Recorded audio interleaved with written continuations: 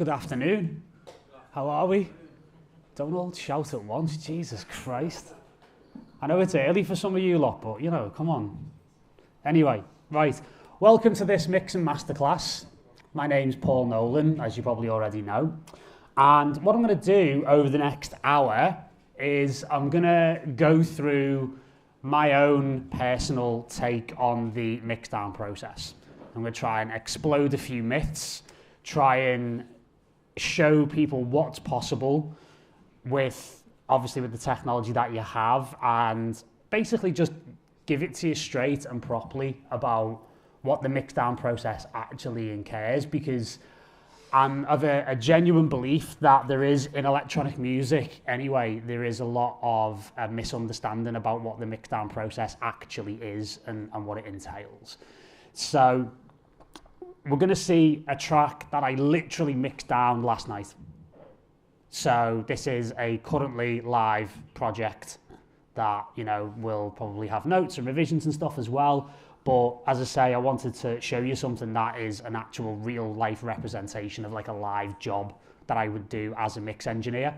But I would also do this process if it was one of my own productions, because I do mix my own tracks down, and I'm sure one of the reasons why you're all here today is because you probably all mix your own tracks down and would want to be able to make your tracks sound as good as possible before you send them off to mastering. So there's going to be quite a bit of information here in terms of how to go about a mix down. It will also help you if you decide to have your tracks mixed down by other people, because that's also a very relevant thing to do. It's something I do for clients all the time, and it's something that I would recommend everyone does, because there's nothing more fascinating than actually having somebody else's take on your own music and be able to hear what somebody else hears, a fresh pair of ears, so to speak. And it's a massive, massive learning process. So in terms of getting started, this is a finished production that a client of mine has sent over. And normally what would happen when a client sends a track over is I would just have a group of stems, essentially. And it was funny, I was speaking to a friend of mine yesterday about the difference in language between the rest of the music industry and dance music. What is considered stems in, say, for example, the rock and pop industry is not necessarily what stems are considered in dance music. Because stems in dance music is you get essentially what everyone else calls a multi-track, which is the individual audio files of every track or every channel that makes up the session. So a number of years ago, I made this kind of evolution in terms of how I mix stuff down, because I think there's a bit of a culture in dance music of mix as you go. As in, I'm mixing the track down at the same time I'm actually creating the track. And if any of you have seen any of my other masterclasses about workflow in particular, you'll know I'm not exactly a big fan of doing more than one thing at once. It's probably one of the reasons why I'm still single, but that's another conversation for another day.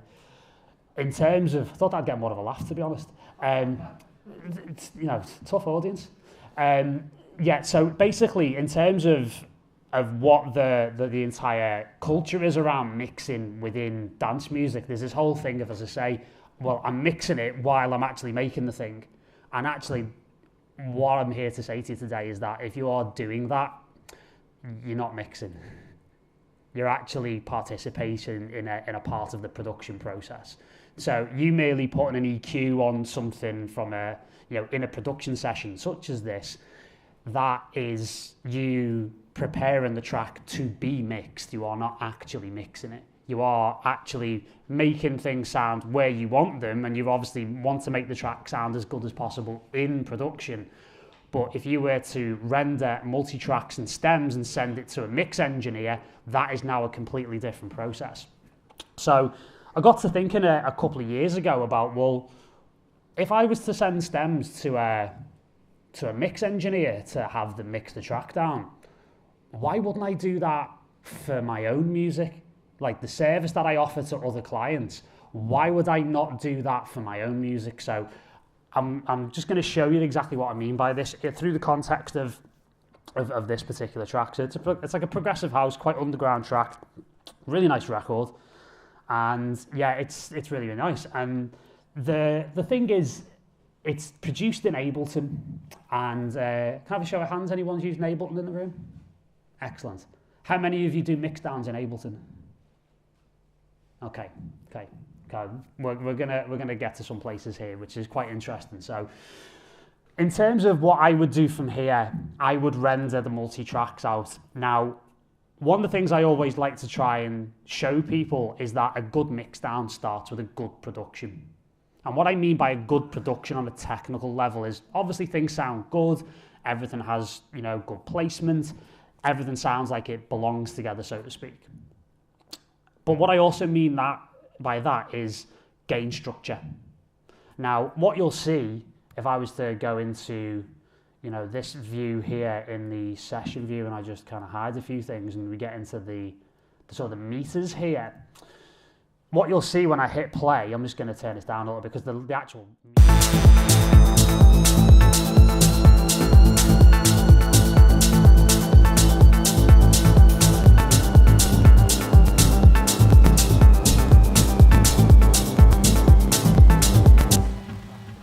It's like they give me absolutely zero headroom. Everything is smashed up against 0.0, because another little myth that we've been sold in dance music in particular is louder is better, and it couldn't be further from the truth. And yeah, there's some interesting conversations to be had around that as well. So what this particular client's done, which is excellent, is that he's actually got his track to where he needs it in terms of the overall production. He's come to the end of the production and the beginning of the mixing stage, and he sent it to me with a large amount of headroom. So what that allows me to do is work with a lot more leeway. And when you send your final mixes off to be mastered, normally what the conversation goes to is, well, certain master engineers want -3 dB of headroom on the master out. Some want -6, some people want even more. So to go into the digital audio of it just a little tiny bit, when you're working like this, normally you are going to be rendering out into like 24-bit, 41 or 48K stems. Now, what I mean by that, when we talk about headroom, the bit depth actually determines the dynamic range. So actually, if this was seen as a 24-bit environment that we're working in, and of course mix engines and a lot of DAWs tend to be 32 floating points, so you tend to have even more headroom there. You're talking about 144 dB of dynamic range. Now that doesn't necessarily mean that things get louder. What it means is that the end point, the 0 point where you don't go above because you start clipping, you actually have more depth to go lower and quieter, which means the noise floor is actually a lot lower down than it would be in a 16-bit or other types of audio file formats. So with that in mind, what it means is that actually, in a strange way, we've actually never recorded tracks quieter than what we do now. But then when we master them and mix them, we never mix them so loud because of this whole loudness war thing, which again is not something I want to get into today. So what the most important thing is here is obviously, get your raw materials right, and actually, when you're preparing to mix a track, just get it to the number one place where you can get it using the tools that you have at your disposal. One of the big things I tend to preach in artist development or any form of education through my company, Make Your Transition, we talk about separation of process. And you're going to see a very big separation of process today for a number of very, very valid reasons. So I like to show people how to be more efficient at finishing their music, for example. And the number one way of doing that is actually trying not to do 6 things at once. So I can probably speak for a lot of people in the room when I say that I see a lot of people, and I've done this myself over the years, where I've tried to compose the main melody of a track while I'm trying to arrange. I'm trying to mix the track down, but I still haven't arranged it. And I'm all over the place, and I get confused and I get overwhelmed, and it becomes a much more difficult process. Whereas if we separated the music composition, the sound design, the production, arrangement, and then the mixing and mastering out into 6 completely separate stages, what you would find is you finish tracks a lot quicker to a much higher standard, and you actually do all of those things much better by focusing on one of them at a time and doing those things in a particular order. So whilst, we're talking about, tweaking and shaping sounds during the production phase, as I say, to me, that's not mixing, because the mixing is a completely separate process that happens after the production of the track is done. One of the major problems you have with mixing in the same session that you produce the track in is distraction. And what I mean by distraction is that, say for example, if I bring up, I'm not sure there's actually a lot of, I'll say for example here with, filter cutoffs, for example here, and automation. I can be sat mixing this track down, and all of a sudden it's like, oh, I'll just tweak that filter cutoff on that synth, or I'll just change the automation on that send, or, I'll just, and then half an hour later, you've not mixed the track down and you've actually ruined what you just had. Now, when we talk about outputting stems, even for our own purposes, to mix them, what we're actually talking about on a psychological level is that we're talking about commitment. And we're talking about, confirmation that this track is fucking done. I am saying it right now, because once I've printed the stems and I've started to mix them down in another session, even if it's in the same DAW or a different one, well, there's no going back then. And it actually forces you creatively to push this track to a point where you have to say to yourself, you know what, there's actually nothing else I would do to this track. It's done.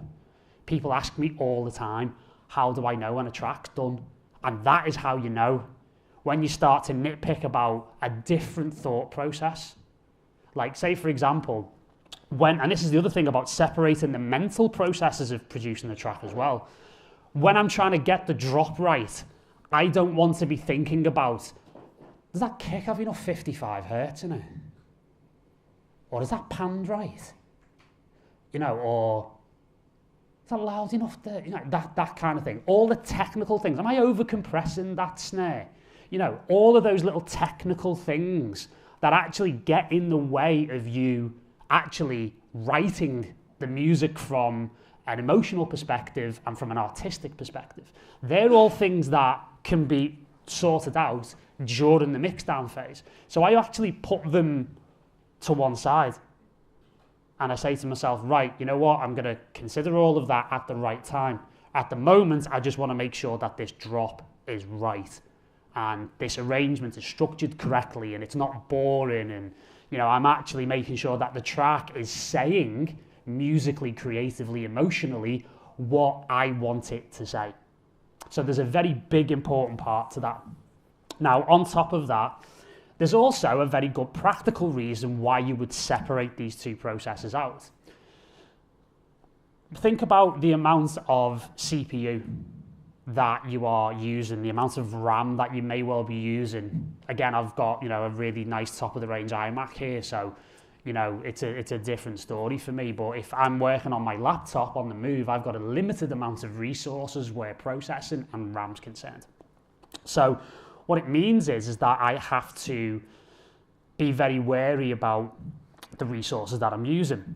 When you print stems, multi-tracks, and put them into a separate mixdown session, what you're actually doing is regaining all of that processing power in order to devote it to the mixdown process, which means you can bring out all the bells and whistles, all the, funky, top-end tools to actually mix your track down.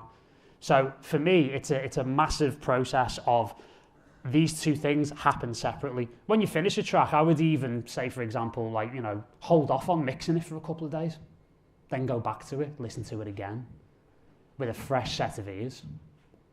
So, as I say, this track is well structured in terms of its gain structure. It's got, good headroom, And again, if I print these multi-tracks out, even if I put them in a different DAW, I drag the multi-tracks in, drop them in, hit play, it's effectively going to sound exactly the same as it does in the raw production session. So what I would do here is I would, if I were to enable live user, I would go to export audio video, and then from the rendered track part, I would put all individual tracks. So what that will now give me is a set of however many stems, multi-tracks, and it does it in a number of different ways. So what it will do is, see for example here you have a group. It will actually give you a group output of all of those tracks kind of submixed together. What in the rest of the music industry we'd call a stem. Like a stem of a number of different instruments combined together into one audio file.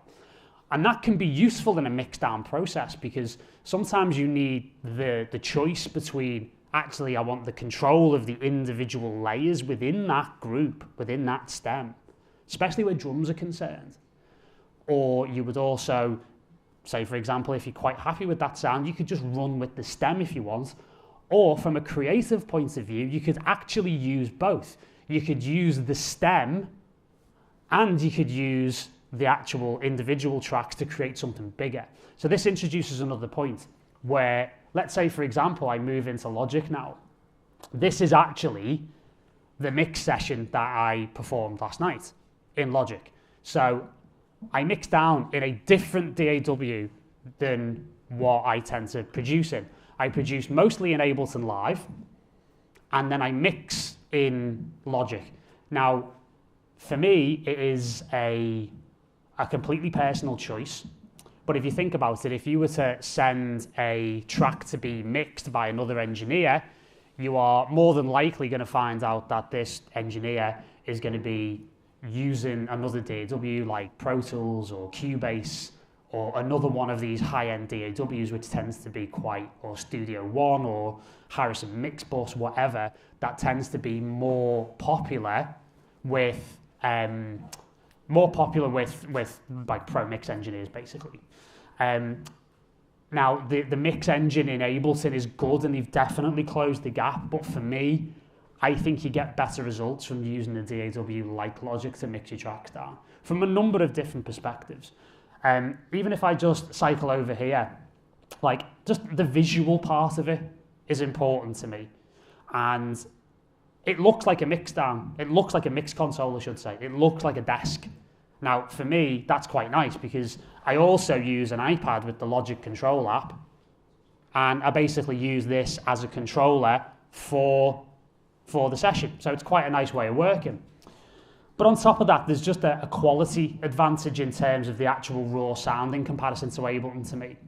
So what I'm going to do, I'm going to actually now, you can see there's a blank version of this session now, and this is my template. So one of the things I would preach is having a template. Have a template for your mixdowns.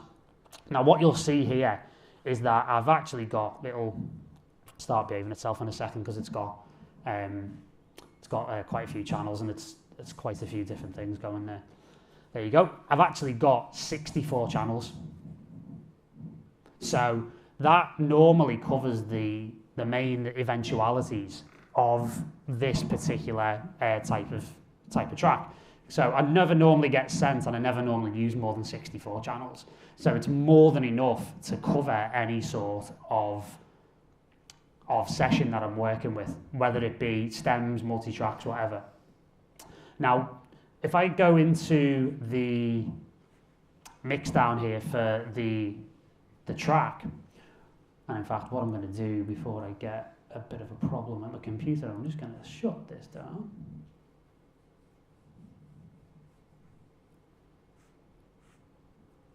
Right, just going to get rid of that. All highly thrilling viewing, I'm sure.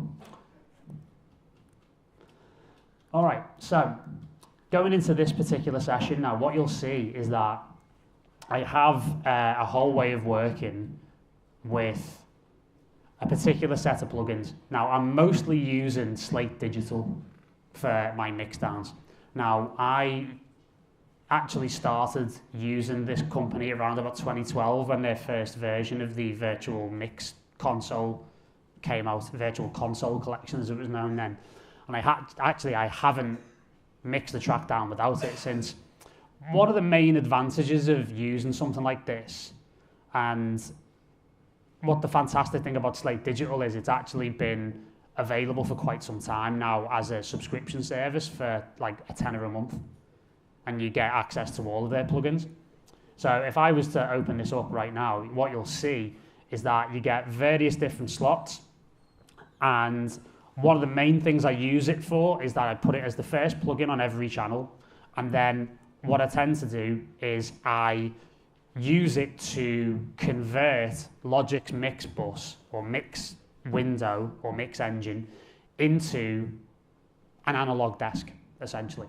So when it's set in this Brit N mode, as you can see here, you've got 6 different types of desks, and you can make like a hybrid desk. Like say, for example, if you like putting hi-hats through an SSL 4000G, you can move it to the Brit 4KG for that particular section of the track.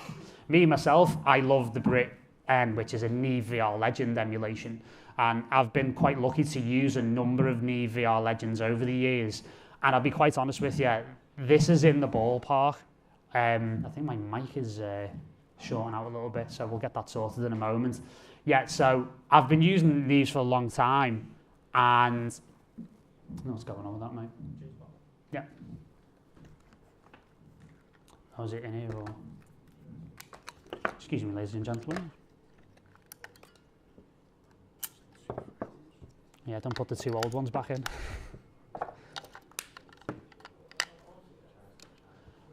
Hello. Oh, that's better. There you go. Batteries included. Right, so in terms of the Neve then, as I say, I can't really tell a lot of difference between the plugin and the actual desk itself. I mean, obviously, the gap with plugins to actual hardware is not completely bridged yet, but we're closer than we've ever been. And quite frankly, like, my studio's not big enough to have a 64-channel Neve in it, unfortunately, and I wouldn't want the electricity bill either, to be honest.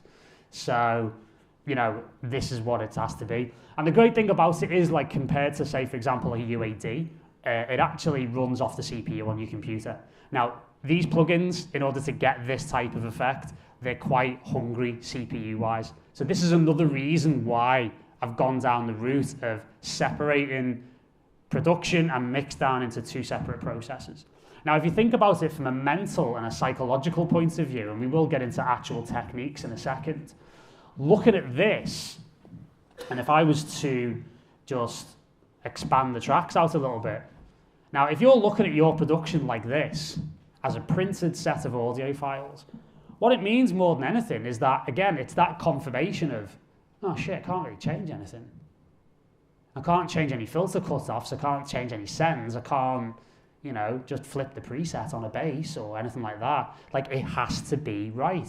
So it's good because it forces you into a position of, as I say, commitment and making sure things are perfect for you, or as much as possible, before you get to the Mixdown stage. So then I would import the stems in, and if I just unhide a few things here, I always have a little unused thing here, because what you can see here is that I've got, say for example at the bottom, I've got a low end stem here, and that is actually, you know, the better part of a lot of the bass and some of the actual synth lines as well, all combined together, because that's the way it was grouped in Ableton. So what you can see here, I'm already starting to do things slightly different than the production session. So what I'm trying to get across here is the Mixdown process, when you give yourself this opportunity and you take this little bit of extra time to actually sit with the track and say, hey, you know, we're actually gonna, you know, sit and mix this thing properly. It gives you a second shot, another opportunity to tell the story of the track. That's a really, really important thing. And of course, because you want your productions to be as good as humanly possible, you actually want to give yourself that opportunity. You do anything within your power to actually make this work. So again, it's going the extra mile for your own productions, because again, I go the extra mile for my Mixdown clients. So again, I'm going to do that for myself as well. So what I would do from here is I would look toward starting with, and you can see there's a drum group there as well. I would start with just the kick drum. So here's where we're going to start getting super geeky. And we're going to start really looking at some techniques. I'm going to just close that live session down before we get any glitches with that. Happy days. And what I'll do is I'll literally solo the kick and just have a little listen to it. But before we even go there, what I'm actually going to do is I'm going to highlight all of these tracks and I'm going to take all of the processing off the whole of the session. So you can hear the stems raw. Now the other thing that happens when I import, and one thing you may have seen on the template, is that all of my faders are set to -8. So I bring the whole thing down by another 8 dB, so I have more leeway to say, well, actually, I want to bring the kick up 3 dB, I want to bring that back a couple of dB, and I'm right in the middle of a nice way of working that still guarantees me a lot of headroom going into the final pre-master, into the mastering process, whether you choose to do it yourself or whether you choose to send it off to somebody else. Just like to say at this point, putting an ozone preset on your master out, not mastering. And if anybody's ever used Lander, get out now. Anyway, in terms of the kick to start off with, this is what it sounds like raw completely out the session. Move a bit more level, please.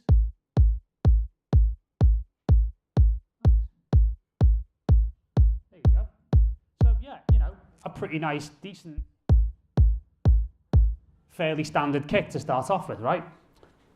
You know, no great shakes, nothing too like, you know, spectacular, but good solid kick. So what I'm going to do is I'm going to add in the various modules of the virtual mix rack. So as you can see, I'm using an SSL style EQ, and all I'm doing is adding a little bit of top end texture, rolling off from 20 Hertz downwards, and then adding in a little bit of air to really make it snap through the mix. So if I just add this in one at a time,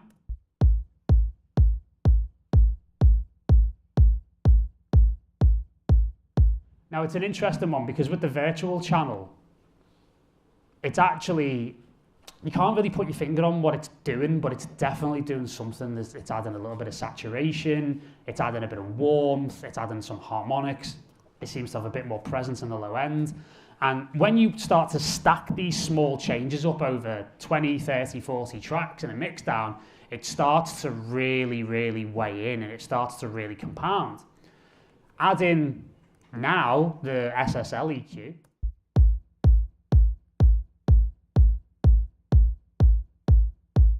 And again, you don't really hear a huge difference, but what's happening here is that 20 Hertz is being cut in order to make room for the bass, because the next place I go after this is the bass.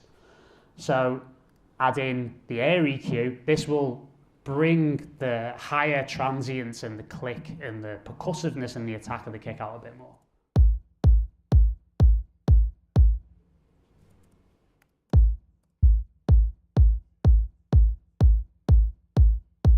And you really hear that like sparkle really come out. This air EQ from Eosis is one of my favorite things, and you'll see me use it a lot. But on top of that, I wanted to maybe give it even more weight and a bit more bump. So I actually used a Waves plugin, the Rvox plugin. So yeah, don't get me wrong, I haven't completely lost the plot. Yes, I am using a vocal compressor on a kick drum. Now this is something I discovered a number of years ago, almost by accident. And again, it's just doing something really nice to it. It just enhances the transient and just gives so much presence. And again, it does work great on vocals, but it just happens to work fantastically on kick drums as well. So when the happy accidents happen, run with them, right? So again, I'll just play it without and then play it with.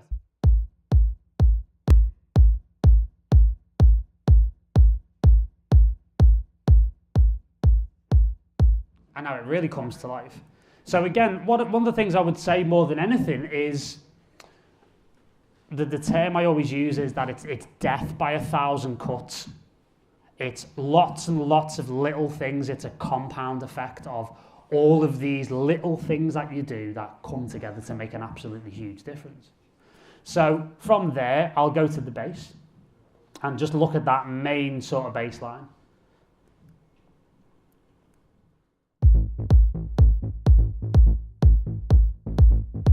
Now there's a bit of a level mismatch here because of what's going on with the kick, but I'm going to turn the bass on now.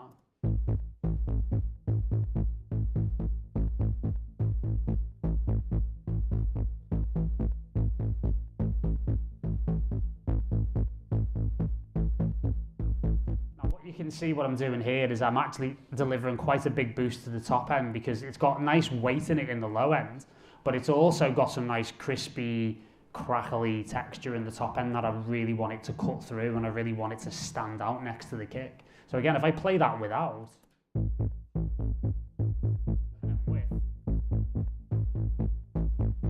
just starts to come out a bit more, especially as it moves through the track.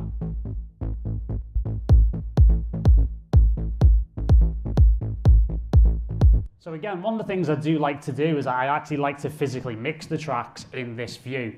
Now, you'll notice there's quite a lot missing visually from this window. And this is one of the reasons why I love it so much.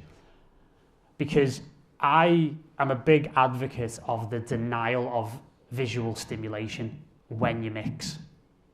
One of the things I've got set up more than anything, I won't do it now because it'll take ages for the projector to come back on, but I've got a hot corner on my Mac set up on the top left-hand corner, which switches the display off.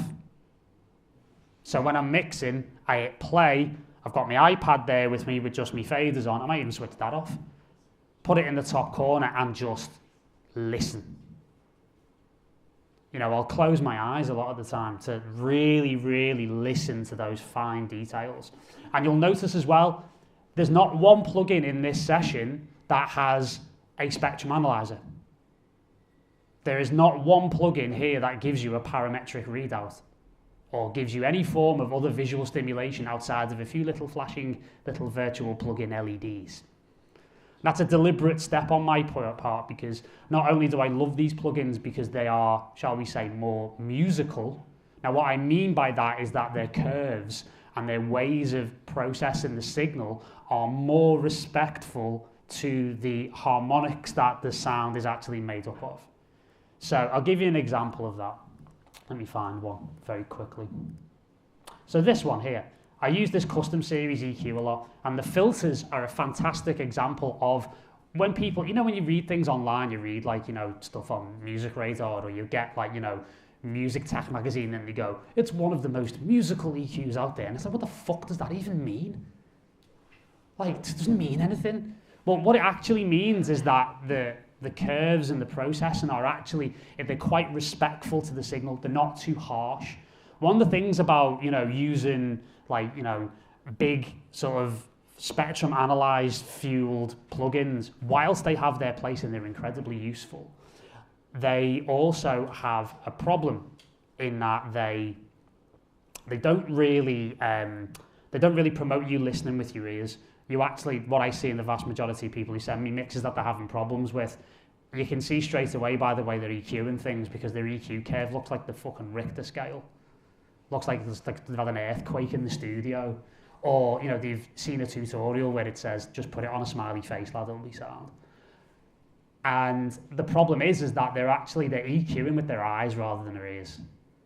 And the funny thing is, what happens when I use these sessions to show points with them, I actually switch all of their EQs off and all of their processing off, and all of a sudden the track sounds 10 times better, yet I've done absolutely nothing to it. So it's a bit like, how can I put it? EQing with your eyes is a bit like trying to paint with your sense of smell. Like, you can't do it.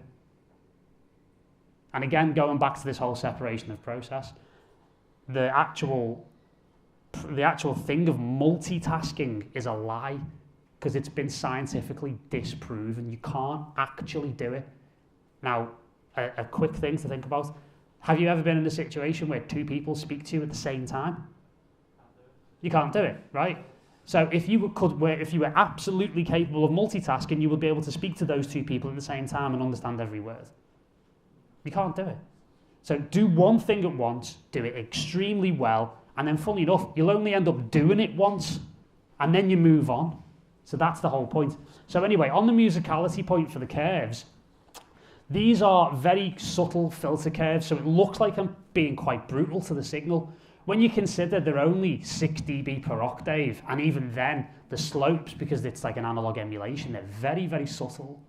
So it gives me a lot more play and a lot more leeway, which means it's much more musical. So another thing you'll see is me doing a lot more boosting in the mixdown process.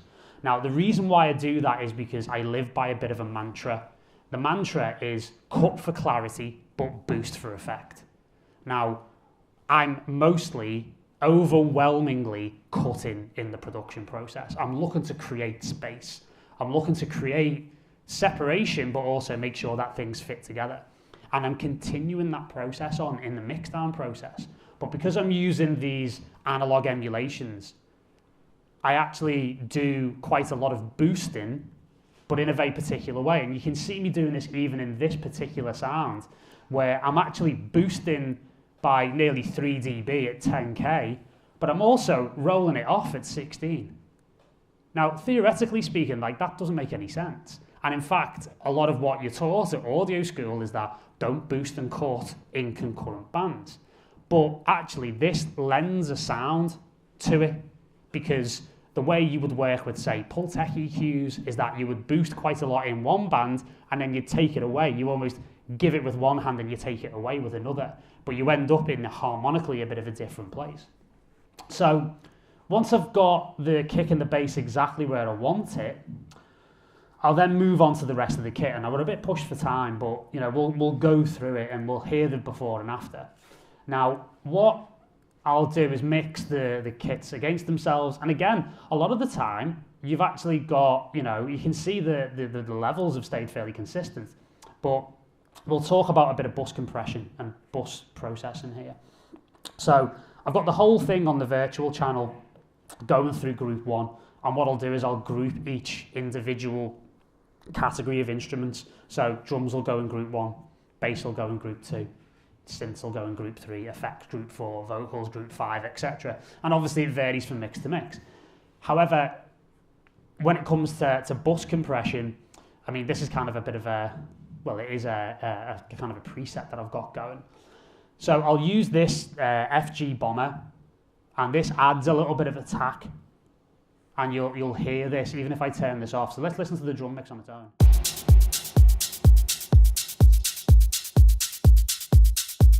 Now with,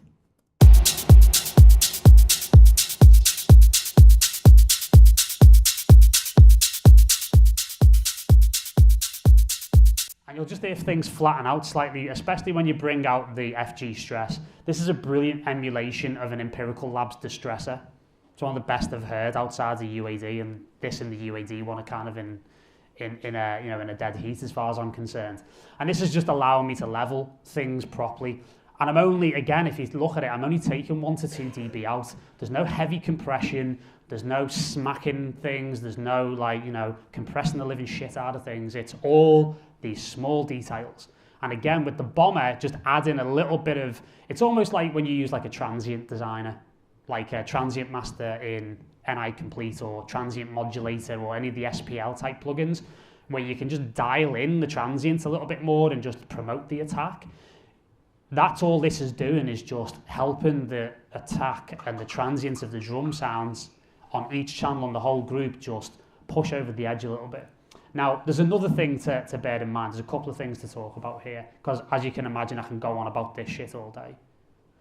And I'm happy to answer any questions afterwards. But what I've got here is a virtual mix bus, which is, again, emulating the mix bus from an EVR Legend. But one of the big weapons is the tape machine. Now, this is emulating, again, I'm essentially emulating, if I was working completely in analog, I'm emulating an analog desk going out to an analog tape machine, okay? And even with the type of machine, a 1/2-inch 2-track, you would be printing your pre-masters back in the day to a 2-inch, sorry, a 1/2-inch 2-track tape to go off to be mastered. And again, with the tape type, it's purely down to the aesthetics of the record. So again, if I take this off and listen to even just the drum mix on its own,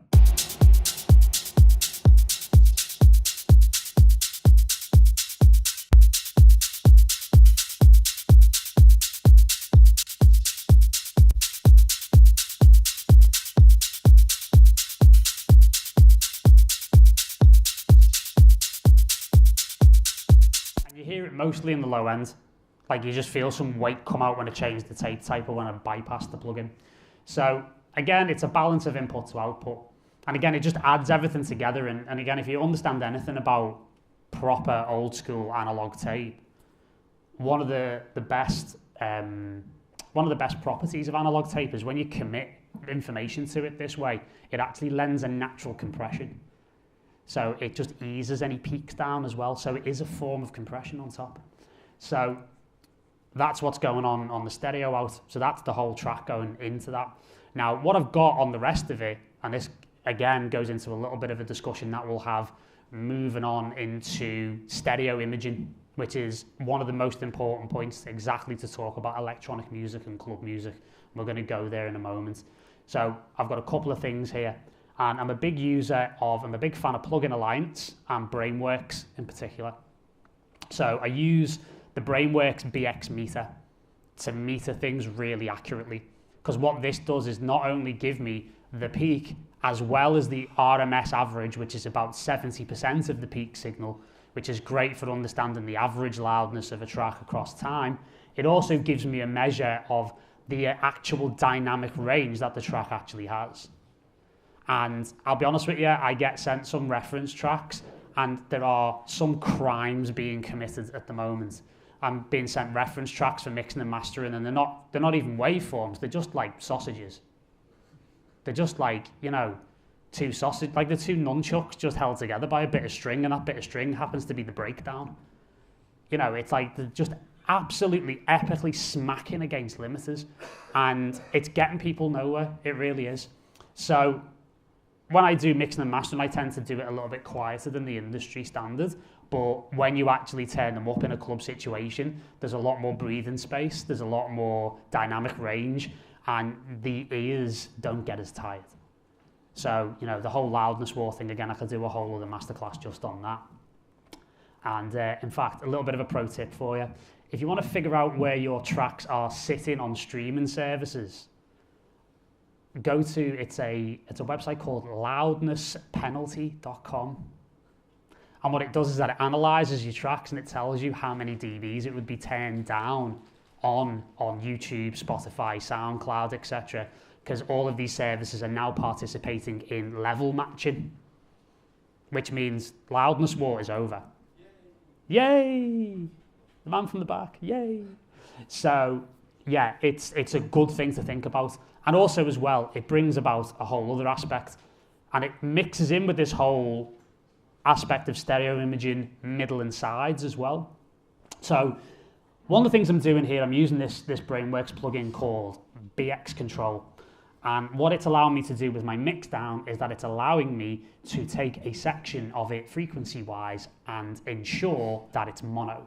So what's happening at the moment here is that everything from 300 hertz down is being taken from the stereo part of the Mixdown of the bus and is being sucked into the mono. Now, why would I want to do something like that? Because you want your fundamentals of all of your sub, low end, and most of your low mids, you want it to be mono. Reason being is that the vast majority of playback systems in general will play that part of the track back in mono, frequency-wise.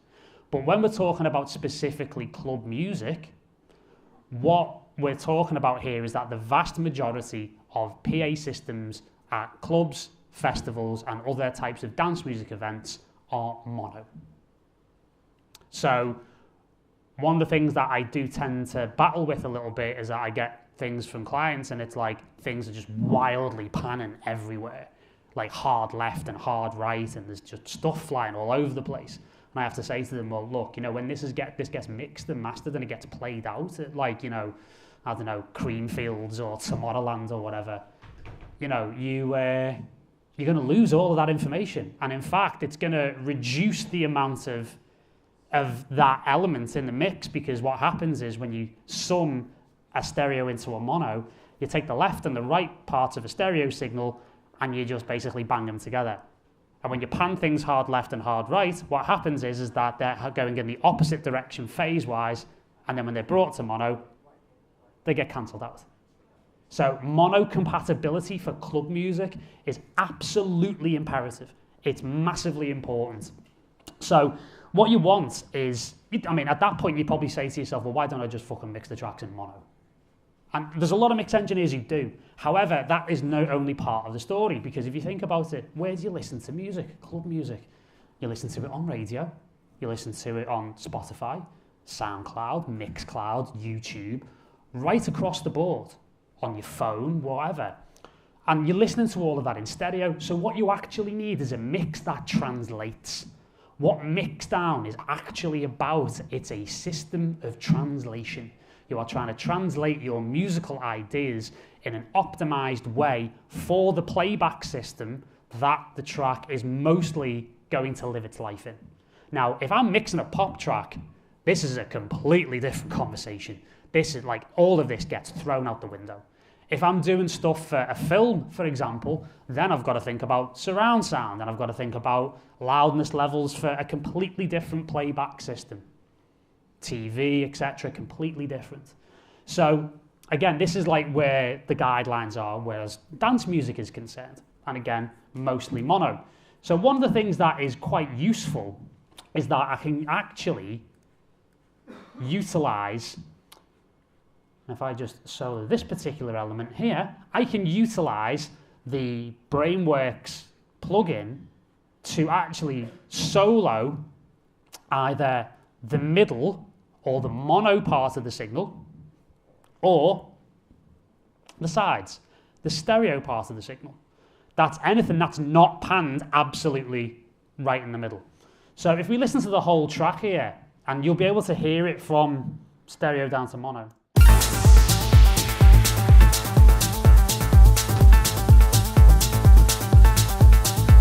You might not hear it so well in the room, but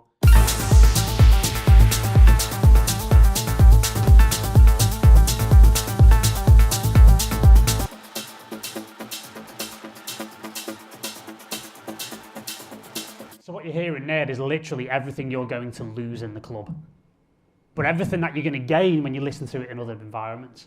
So you want essentially a mix, in my opinion, that is mono with extras.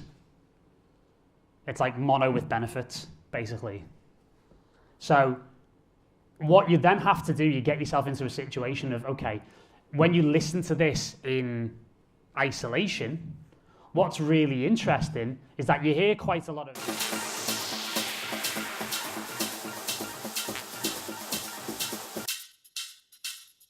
You hear quite a lot of drums, like this hi-hat loop. Like there's a lot of that in the sides, in the stereo, which means actually I'm going to lose the vast majority of this when I listen to it in mono in the club. This is one of the prime reasons why when people produce tracks and they road test them and they go out and DJ, they're like, where the fuck's my bass gone? It's because it's like you've had your bass in stereo, or there's phase differences going on. The mid-side thing becomes really important. So what I do is I use a Waves plugin, S1 Imager. Now, you'll see people do all sorts of funky shit with this, where it's like, mad shapes and all sorts of different, mad things to kind of widen things and make things sound like it's coming from outside the speakers.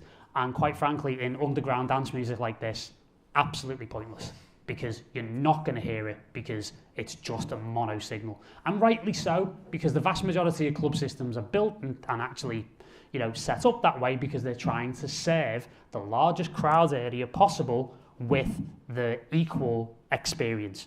You don't want somebody on the left-hand side of the dance floor having a completely different experience to somebody on the right, sonically speaking at least. So in terms of what I do with the S1 Imager, I'm kind of a bit contrary with it, because I actually, on average, I tend to do a lot of thinning out and actually narrowing things rather than widening them.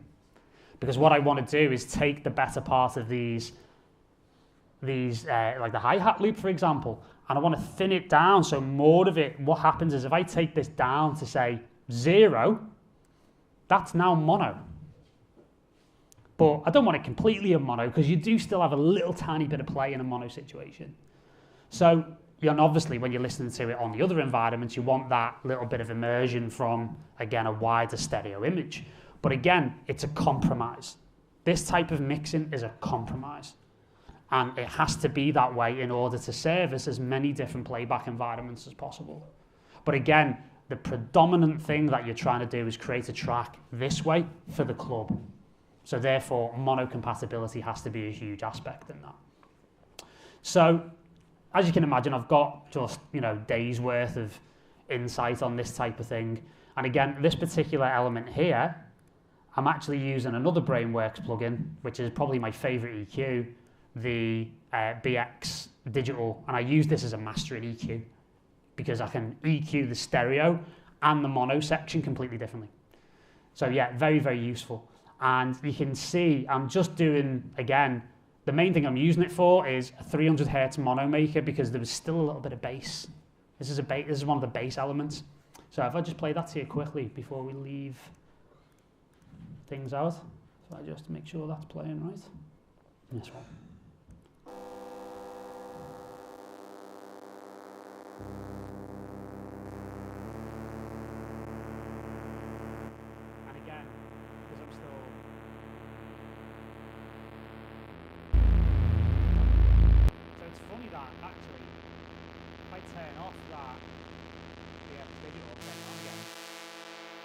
It's mostly the top end that ends up in the sides. But then if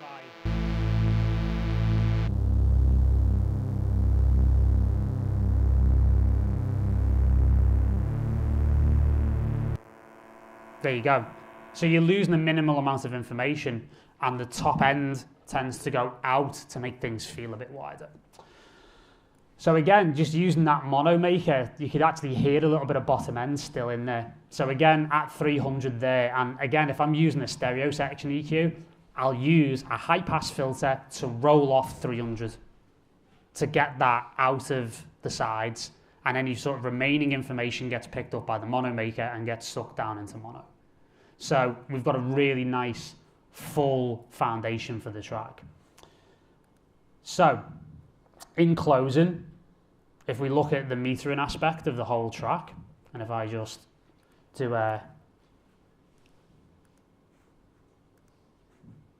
make sure everything is on so you can hear the final result. So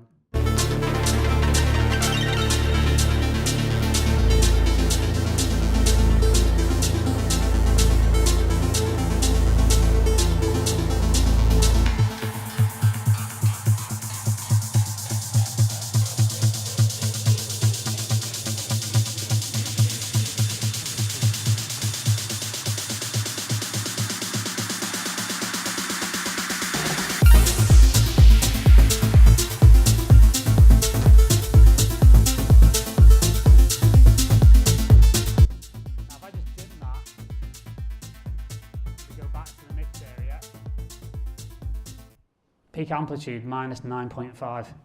I'm sure a mastering engineer would be quite happy to work with that. And actually it's still, a nice full sounding track. You work this way, it's weird. Things get quieter, but then they also get louder and more present and more punchy, and they have more weight to them. So one final thing I'll do is I'll do like just a quick check on like a master essentially. So if I was to, and just put an adaptive limiter on, a logic included limiter, I'd never use this for an actual master, but it gives me an understanding of what it's going to be like in a full situation.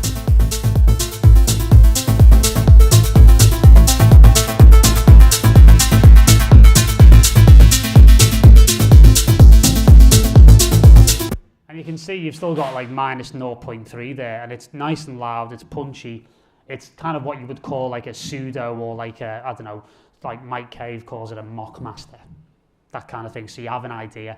Then the thing to do from here is to just listen to it on as many different playback environments as possible, listening to it in your car, on your phone, road test it as a DJ to make sure you're happy with it. I have a rule of 3. I listen to it on at least 3 different playback systems before I send it out.